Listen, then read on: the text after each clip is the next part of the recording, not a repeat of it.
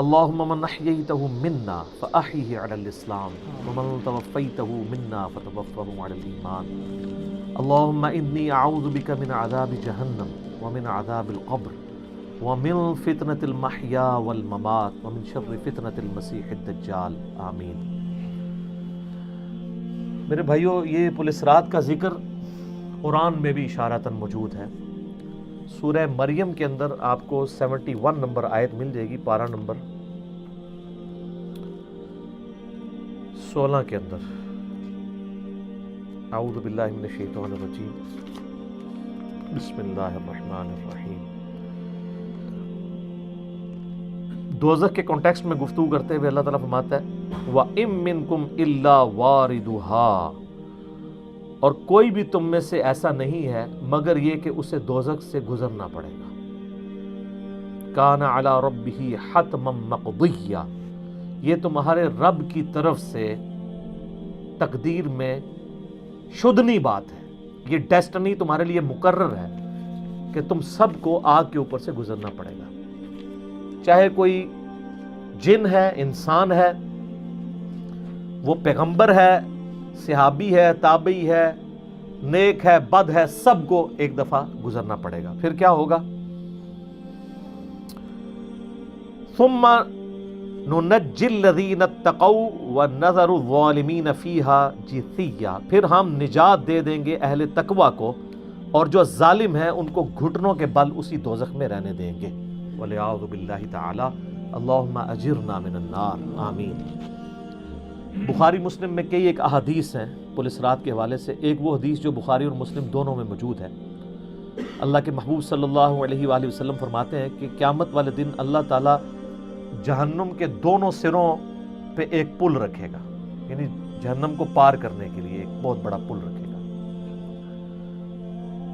بخاری مسلم کے الفاظ ہیں سب سے پہلے میں اپنی امت کو لے کے اس کے اوپر سے گزروں گا، اور اس کے بعد باقی انبیاء بھی اپنے امت کے لوگوں کو اپنے ساتھ لے کر گزریں گے، اور ہر رسول کی زبان پہ سمیت میرے رب سلم رب سلم رب سلم ہوگا، اے اللہ سلامتی فرمانا، اے اللہ سلامتی فرمانا، اے سلامتی فرمانے والے رب سلامتی فرمانا۔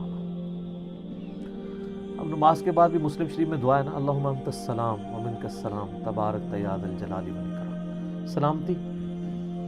اور نبی علیہ السلام فرماتے ہیں یہ کلام بھی صرف انبیاء کر رہے ہوں گے، انبیاء کے علاوہ کسی کو کلام کرنے کی اجازت بھی نہیں ہوگی۔ آپ ویسے کہتے رہیں کہ ہمارے بزرگ جو ہیں وہ پھڈا ڈال کے بیٹھ لیں گے کہ میں اپنے مرید لے کے جانے میں۔ بخاری مسلم کہتی ہے کہ انبیاء کے علاوہ سب کی زبانیں ہوں گی گونگ، سوائے اس کے کہ وہ کہیں گے رب سلم رب سلم رب سلم۔ پھر نبی علیہ السلام فرماتے ہیں کہ بخاری مسلم کے الفاظ ہے کہ جب لوگ پولیس رات سے گزر رہے ہوں گے نا، تو پولیس رات کے دونوں جانب آنکڑے لگے ہوئے ہوں گے، جس طرح کے کانٹے ہوتے ہیں، اور وہ گزرنے والوں کو زخمی کر رہے ہوں گے، اور اٹھا اٹھا کے مجرمین کو دوزخ میں پھینک رہے ہوں گے۔ جیسے کرین کی آپ سمجھیں کہ وہ آگے کرین سے وہ چیزیں اچک کے پھینکی جاتی ہیں نا، تو نبی علیہ السلام فرماتے ہیں اس طرح وہ اچک کر جہنمیوں کو اس پل سے گزرتے ہوئے اچک کر پھینک رہے ہوں گے جہنم میں۔ اور نبی علیہ السلام نے یہ بھی فرمایا، بخاری مسلم کے الفاظ ہیں کہ ہر شخص اپنے اعمال کے مطابق گزر رہا ہوگا، کوئی سورین کے بل گھسٹتا ہوا جا رہا ہوگا۔ آپ سر اس منظر کو امیجن بھی نہیں کر سکتے۔ یہاں تو کہتے ہیں لوگ جو کچھ بھی ہے تیرے محبوب کی امت سے، تو وہ امت کون سی ہے جو گزر رہی ہوگی؟ وہ آپ ہی لوگ ہی ہیں، ہم لوگ ہی ہیں۔ اللہ تعالیٰ سلامتی کے ساتھ ہمیں گزار دیں، آمین۔ آپ علیہ السلام فرمایا کہ بعض لوگ جو ہیں وہ یعنی تیز رفتاری سے گزر رہے ہوں گے، بعض گھسٹ کے اپنے اعمال کے مطابق گزر رہے ہوں گے، اور پھر لوگ کٹ کے دوزخ میں گر رہے ہوں گے۔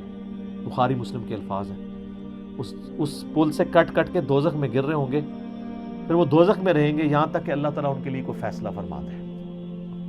وَلِعَوْذُ بِاللَّهِ تعالیٰ، اللہ تعالیٰ کی پناہ۔ اللہم اجرنا من النار آمین ثم آمین۔ صحیح مسلم میں ایک حدیث ہے، ابو سعید خدری کہتے ہیں کہ ہمیں یہ بات بھی پہنچی ہے کہ وہ پل جو ہے وہ تلوار کی دھار سے زیادہ تیز اور بال سے زیادہ باریک ہوگا، یہ الفاظ بالکل صحیح ہیں صحیح مسلم کے اندر. تو اس پل سے تو کوئی بندہ مہارت کے ساتھ بھی نہیں گزر سکتا, کوئی چائنی بھی نہیں گزر سکتا. وہ جو تو یہ اس کے اوپر سے گزرنا ایک معجزے والا معاملہ ہی ہوگا جس کو اللہ تعالیٰ نجات دے گا. اور یہ جو میں نے آیت پڑھی نا سورہ المریم کی آیت نمبر 71, اس کے کانٹیکسٹ میں کتاب التفسیر چیپٹر میں امام ترمذی اسی آیت کو ہیڈنگ بنا کے نا اس کے نیچے ایک حدیث لے کے آئے ہیں. یعنی یہ جو میں نے کہا نا قرآن میں پل صراط کا ذکر ہے, امام ترمذی کا بھی یہی فہم ہے. انہوں نے اس آیت کی ہیڈنگ بنا کے جامع ترمذی میں حدیث لی ہے بالکل صحیح سند کے ساتھ پل صراط کے حوالے سے, کہ نبی صلی اللہ علیہ وآلہ وسلم نے ارشاد فرمایا کہ یہ پل صراط جہنم پہ رکھا ہوا ایک پل ہے جس پر سے لوگوں کو گزرنا پڑے گا اور ہر شخص اپنے اعمال کے مطابق گزرے گا. بعض لوگ بجلی کسی تیزی سے گزر جائیں گے, جیسے آسمان سے ایسے بجلی کڑک کے نیچے پتہ ہی نہیں لگتا ود ان سیکنڈز. بعض ہوا کی تیزی سے گزریں گے جو اس سے کم نیک ہوں گے. بعض گھوڑ سوار یا اونٹ سوار کسی تیزی سے گزریں گے. بعض بھاگتے ہوئے گزر جائیں گے. اور بعض جو ہیں وہ پیدل چلتے ہوئے, اور بعض سرین کے بل گھسٹتے ہوئے. سر اتنا لمبا پل, پتہ نہیں کتنی مسافت ہے. بلکہ بخاری مسلم میں الفاظ ہے, نبی نے صاحب فرمایا کہ اس پل کی لمبائی اللہ ہی بہتر جانتا ہے, مجھے نہیں پتا کتنی ہے. اوئے ہائے ہائے ہائے. اور بعض ایسے ہوں گے جو کٹ کٹ کے پھر دوزخ میں گر رہے ہوں گے, اور ان کا معاملہ پھر بعد میں اللہ تعالیٰ طے کرے گا کہ ان کے ساتھ کیا کرنا ہے. استغفر اللہ. جامع ترمذی میں ایک حدیث ہے, حضرت انس بن مالک جو حضور کو 10 سال تک وضو کرواتے رہے, بخاری مسلم میں آئے. ترمذی میں الفاظ ہیں, وہ کہتے ہیں یا رسول اللہ قیامت الدین آپ میری شفاعت کریں گے؟ فرمایا میں کروں گا. تو یا رسول اللہ مجھے اپنا پتہ بتا دیں, میں آپ کو کہاں تلاش کروں. انہوں نے انشور کیتا ہے. آپ نے فرمایا تم پل صراط پہ آ جانا. آئے ہائے ہائے. تم مجھے پل صراط پہ دیکھ لینا, میرے امتی گزر رہے ہوں گے, میں ان کے لیے سلامتی کی دعا کر رہا ہوں گا. کہا یا رسول اللہ اگر پل صراط پہ نہ پاؤں تو آپ نے فرمایا کہ پھر تم میزان عمل پہ آ جانا, جہاں لوگوں کے نامہ اعمال تولے جا رہے ہوں. نبی علیہ السلام کا نامہ اعمال نہیں تول رہا ہوگا, آپ کو تو اللہ نے امن دے دیا نا, انا فتحنا لک فتحا مبینا. اور بخاری مسلم میں حدیث ہے, حدیث شفاعت کے سارے نبیوں سے لوگ ہوتے ہوتے حضرت عیسیٰ کے پاس جب اینڈ پہ آئیں گے نا تو وہ کہیں گے بس ایک ہی شخص ہے جس کو امن ملا ہوا ہے, تو محمد رسول اللہ کے پاس جاؤ, وہ شفاعت کریں گے. تو آپ علیہ السلام اپنی امت کی خاطر ہی یعنی میزان عمل پہ تکلیف کاٹ رہے ہوں گے. کہا یا رسول اللہ میزان عمل پہ بھی نہ پاؤں تو کہاں جاؤں؟ فرمایا پھر تم حوض کوثر پہ آ جانا, میں وہاں پہ اپنے امتیوں کو مشروب پلا رہا ہوں. بخاری مسلم میں درجنوں احادیث ہیں, آسمان کے ستاروں کے برابر اس کے برتن ہیں, اور جو ایک بار پیے گا وہ کبھی پیاسا نہیں ہوگا. جنت میں لوگ مشروب لذت کے لیے پئیں گے, پیاس کی وجہ سے نہیں پئیں گے. ان کا یا رسول اللہ اگر آپ مجھے پل صراط پہ بھی نہ ملے, میزان عمل پہ بھی نہ ملے, اور آپ صلی اللہ علیہ وآلہ وسلم حوض کوثر پہ بھی مجھے نہ ملے, تو پھر میں آپ کو کہاں تلاش کروں؟ آپ فرمایا تم مجھے تلاش کرنا, میں ان 3 میں سے کسی ایک جگہ پہ ہوں. تو بخاری مسلم میں پھر یہ بھی آتا ہے کہ میرے حوض کوثر پہ کچھ لوگ لائے جائیں گے, میں کہوں گا اصحابی اصحابی, یہ میرے ساتھی ہیں. مجھے بتایا جائے گا کہ آپ کے بعد یہ دین سے الٹے قدم پھر گئے تھے, انہوں نے دین میں بدعتیں جاری کر دی تھی. آپ فرماتے ہیں میں کہوں گا سحقا سحقا لمن غیر بعدی, کو دور کر دو مجھ سے, میرا ان سے کوئی تعلق نہیں ہے. بخاری مسلم میں الفاظ ہیں, عبداللہ ابن ابی ملیکہ جب یہ حدیث بیان کرتے تھے تو کہتے تھے اے اللہ ہم تیری پناہ میں آتے ہیں اس چیز سے کہ تیرے نبی کے وفات کے بعد ان کے دین سے الٹے قدم پھر جائیں. یہ وہی لوگ ہیں جو حضور کی وفات کے بعد مرتد ہو گئے تھے, مسلمہ کذاب کے ساتھ مل گئے, منکرین زکوٰۃ میں شامل ہو گئے, سیدنا ابوبکر کے خلاف کھڑے ہو گئے. اور یہ صرف قانوناً صحابہ کے بارے میں صرف یہ حدیث نہیں ہے, عام امتیوں کے بارے میں الگ سے حدیثیں ہیں بخاری مسلم میں. یہ نہ سمجھیں کہ پچھلے لوگوں کے لیے, قیامت تک کے لیے جن لوگوں نے دین میں بدعتیں جاری کی ان کے لیے حدیثیں ہیں, اس میں امتی کے الفاظ بھی ہیں, وہ بھی بخاری مسلم میں. اور امت کیا کر رہی ہے؟ صحیح مسلم میں حدیث ہے, نبی علیہ السلام ایک دن اتنا روئے اور ساتھ ساتھ آیتیں پڑھ رہے ہیں قرآن کی, پہلے آپ نے سورہ ابراہیم کی وہ آیت پڑھی جس کا ترجمہ یوں ہے کہ ابراہیم علیہ السلام کہتے ہیں اے اللہ شیطان نے کتنے لوگوں کو بہکا دیا، تو جو شیطان کے رستے پہ چلا میرا اس سے کوئی تعلق نہیں ہے، یعنی اعلان برات کر دیا اپنے ماننے والوں سے۔ پھر آپ نے سورہ مائدہ کی وہ آیات پڑھی جس میں حضرت عیسیٰ علیہ السلام کی اور اللہ کی قیامت کے دن گفتگو ہوگی۔ اس میں عیسیٰ ابن مریم کہیں گے اے اللہ جب تک میں ان میں موجود تھا میں ان پر گواہ تھا، جب تو نے مجھے اٹھا لیا پھر تو اور تیری مرضی ان کو عذاب دے یا چھوڑ دے، اعلان برات۔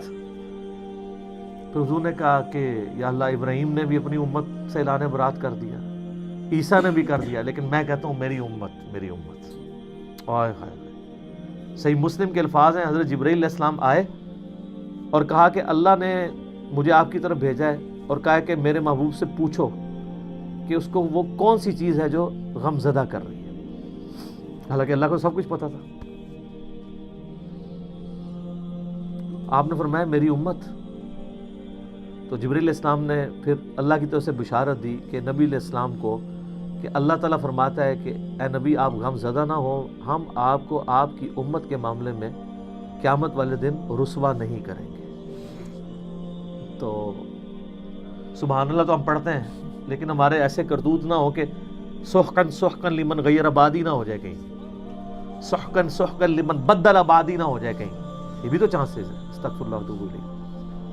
نبی علیہ السلام نے تو اپنی محبت کا حق ادا کر دیا، اور مسلم شریف میں حدیث ہے قیامت کا دن وہ ہے کہ جب ابراہیم علیہ السلام بھی میری طرف متوجہ ہوں گے، جس دن کوئی بھی اللہ کی بارگاہ میں کلام کرنے والا نہیں ہوگا، میں ابراہیم علیہ السلام کی سفارش بھی میں کروں گا۔ حضور کی سفارش کے بعد انبیاء کو بولنے کا موقع ملے گا۔ اسی پہ وہ اعلیٰ حضرت کا شعر ہے نا، وہ جہنم میں گرا ان سے جو مستغنی ہوا، ہے خلیل اللہ کو حاجت رسول اللہ کی۔ بل ہم شعر کہہ سکتے ہیں، ہم محبت کے لیے نعرے مار سکتے ہیں، لیکن نبی علیہ السلام نے جو امت کو تعلیمات دی تھیں حجۃ الوداع کے موقع پر، غدیر خم کے موقع کے اوپر، امت نے کسی ایک وصیت کا بھی پاس نہیں کیا۔ اب یہ ایک دردناک ٹاپک ہے، جتنی مرضی بات کی جائے نہ ختم ہونے والی ہے۔ بس اس کو اسی پہ کنکلوڈ کرتے ہیں کہ اللہ تعالیٰ قیامت والے دن ہمیں اپنی رحمت کاملہ سے اپنے محبوب صلی اللہ علیہ وآلہ وسلم کی شفاعت کے ساتھ قیامت کی ساری ہولناکیوں سے بلا حساب و کتاب جنت میں داخلہ عطا فرمائے۔ آمین ثم آمین۔